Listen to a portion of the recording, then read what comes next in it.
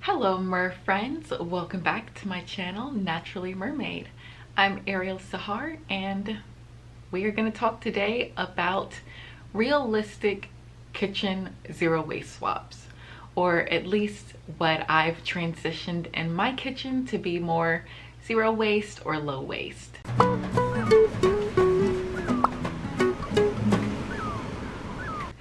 So one of the things that I say a lot is that I think that one of the best ways to reduce your waste is going to be in your kitchen and in your bathroom, because we tend to produce a lot of waste in those areas because there are, a lot of plastic or a lot of disposable things that we could realistically and kind of in some ways easily transition to reusable items. So I'm going to be talking about some of the reusable or zero waste switches I've made in my kitchen. And if you're new here, please do go ahead and subscribe to the channel. I talk about low waste living and natural lifestyle and random things sometimes. We talk about mermaids because my name is Ariel. And yeah, if you like this vibe, then go ahead and subscribe. Ow! There's no denying that there is a lot of waste that goes on in the kitchen, from food waste to packaging waste. There is just a lot that can accumulate within our lives. So there's lots of pretty easy swaps that you can make. And one of the first ones that I made actually was getting rid of plastic water bottles. So by doing that, I got a water filter, and I just have the Brita water filter pitcher that I got from Bed Bath & Beyond for like $30. And that's what I've been using for the past year or two.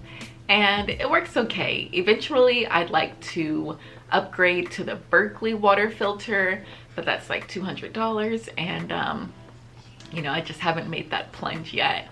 The water filter Brita one has been working just fine for me so far. So I recently got like a 6-pack of filters, so I will be having it for quite a while until I finish all of those, and then maybe I'll look into getting the Berkeley, especially if I can get it when it's on sale. One of the next things I stopped using in the kitchen was paper towels. And well, to be honest, I haven't completely stopped using them, but I have greatly reduced how much I'm using them. Prior to my low waste journey, I was probably going through, I don't know, 3 or 4 rolls of paper towels a month.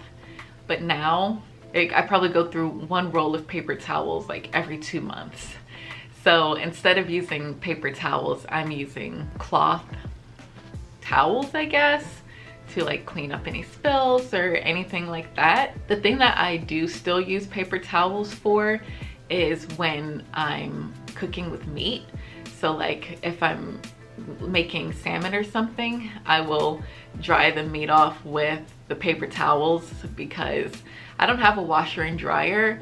So if I use cloth to dry off meat, then it'll just be sitting in my laundry for days, and that's just gross. So I do still use paper towels sparingly, but I'm not using them to dry my hands, or when I'm cleaning the kitchen, I don't use paper towels. I use a old dish rag or something like that. Speaking of dish rags, I also stopped using sponges when I'm washing dishes. So I will use the cloth dish rags to wash dishes, or even more frequently than that, I use I don't know if it's a bottle brush or something, but I just use one of those brushes that I got from the Grove Collaborative that I pretty much use for all my dishes. I also got the brush scrubber with the Grove basket, but I don't use that as much. I mainly am using the bottle brush. And if I have any stuck on food or anything, I still use the aluminum, or I guess it's made out of aluminum, I'm not sure, steel brush, or the steel little pads. I don't think that those are zero waste or anything, but It's what I've been using. However, I do want to transition to the coconut scrubbers, which I've been having my eye on, but I still have use in the like aluminum ones. So I'm gonna keep using those up until they're all done, and then I will go ahead and buy the coconut scrubbers. One of my favorite swaps has been this silicone baking mat. So instead of using aluminum foil or parchment paper when I'm baking something, I will just toss down this silicone baking mat, and like I love the aesthetic of it. I don't know why, but it's like the same as using aluminum foil, except it's reusable. So yeah, like I'll bake cookies on it. I will put bread on it if I'm baking bread. Also too, I use it because you know how sometimes when you're baking something and the recipe says to cover with aluminum foil, I have also used this to cover a baking pan when I'm baking something that needs to be covered, and I feel like it works pretty well too. So this has been like one of my favorite swaps. I was a little bit, you know, apprehensive about it, but it works really well, especially when baking cookies. For a lot of other things that say maybe you should put down aluminum foil over your or onto your pan before you put your stuff in there, you don't necessarily have to. You can just bake it directly on the baking pan, and you know, obviously you just have to clean it after. It's, you know, you can't just pick up the aluminum foil and throw it away, but you know, just spend a little more time cleaning it and you're good to go. Another way to reduce waste in your kitchen obviously is going to be using reusable bags, such as your grocery shopping bags or produce bags, or if you're able to buy in bulk, your bulk bags. Since the whole pandemic, I haven't been able to buy in bulk. I usually went to Sprouts, but now they have everything wrapped in plastic, so that's not really an option for me anymore. However, if you live in a place where you can still, you know, buy stuff in bulk, then of course you can use your bulk bags. Also too, if you have a farmer's market, you can use your reusable bags there. And you know, that's another great way to buy local and reduce your waste. Yeah, those reusable bags are definitely the way to go. I am a huge tea drinker. I cannot start my day without a cup of tea. So when I found out that a lot of tea bags are made, like have plastic in them, I like kind of cut those out almost immediately and started buying tea, like loose leaf tea. There's a place that's like right down the road from me in a shopping center that sells delicious loose leaf teas. There's also a place in downtown Atlanta that's a little bit further from me that sells great loose leaf teas, and I buy from them sometimes. By, you know, using the loose leaf tea, not only is it tastier, but it also lasts longer. So, you know, like I would buy the tea bags that were like 16 in a box that were like $4, but by buying the loose leaf tea, it's maybe like $10 or $12, but you can get like 30, 40, dare I say 50 cups of tea out of that. So it's definitely cost effective and it tastes better. It's local if you can, you know, buy it locally, and you know, you're reducing your waste. So if you are a big tea drinker, definitely look into loose leaf tea. I think there are similar type things with coffee if you're a coffee drinker, but I don't really know much about that. Another big wasteful thing in the kitchen is just food waste, like not eating all of your food and, you know, having to throw it away before it spoils or after it spoils. This is like a whole nother topic, but we'll just kind of talk about it like briefly. Some of the ways to reduce your food waste, of course, is going to be storing it properly, like store your produce properly. There's a ton of videos out there that show you how to store produce properly so that it lasts longer. course, you can use the plastic Tupperware containers if you have them. I also bought some glass containers just because like I like the way they look, and then of course they don't have BPA in them. And if you want to microwave them, like you can kind of microwave them. And that, before transitioning to zero waste, I was using aluminum foil and like plastic cling wrap to store things or like cover things.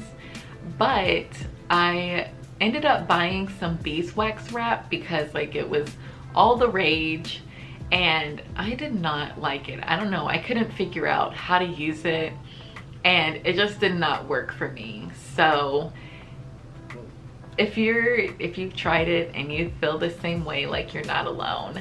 And no, it's not for me.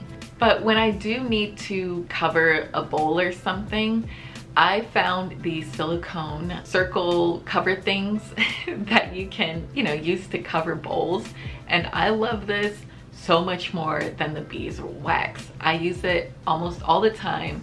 They're so versatile. Like, you can use it to cover bowls, or you can use it to cover vegetables or something. Like if I've cut an onion, I can just pop one of these over the top of the onion, and it kind of keeps it a little bit fresher for, the next time I'm going to use it. So if you were not a fan of the beeswax, or you don't want to use the beeswax wraps, I would definitely recommend trying the silicone covers. One thing that I forgot to mention is that I've replaced Ziploc bags with these reusable, like, I don't know what they're made out of. They're probably made out of plastic or maybe some type of silicone, not quite sure, but they are reusable. What I mainly use them for is like food storage. So I will put in, if I'm gonna freeze something particularly, I'll put it in there. Or if I'm going to like cut up some vegetables to use later, like meal prep, I can put them in there. And it's one of my favorite things. Another way that I try to reduce waste in the kitchen, and I don't know, maybe this isn't really reducing waste, but like waste management. So if I've, like cut a vegetable and it's like the vegetable scraps, I know a lot of people talk about like saving those and making a vegetable stock or something. I have yet to do that. But what I do is save the scraps in my freezer and then take them to my community garden for them to use for compost. So if you have that option, if you have a community garden, or if you can even compost in your backyard, or even if you don't have a backyard, like there's other ways that you can compost in a small space. If you're more interested in that, I would suggest checking out Go Green Save Green Instagram account. She talks a lot about compost and gives really good tips on how you can compost in different spaces. So yeah, check that out. Well, I think that is it for all of my tips on how I've started reducing waste in my kitchen.